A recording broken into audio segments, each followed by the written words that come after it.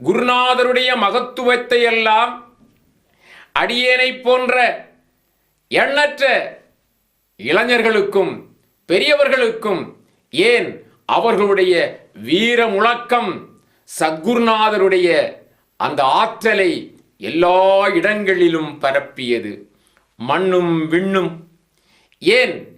மரம் செடி கொடிகள், ஏன் சரம் அசரம் என்று சொல்லுகின்ற அத்தனைக்கும் அவருடைய முழக்கம் தெரிகின்ற விதத்திலே அவர் பறைசாற்றினார். குமரி மாவட்டத்திலே தபஸ்வி பொன் காமராஜ் அவர்கள் செல்லாத கிராமம் இருக்காது,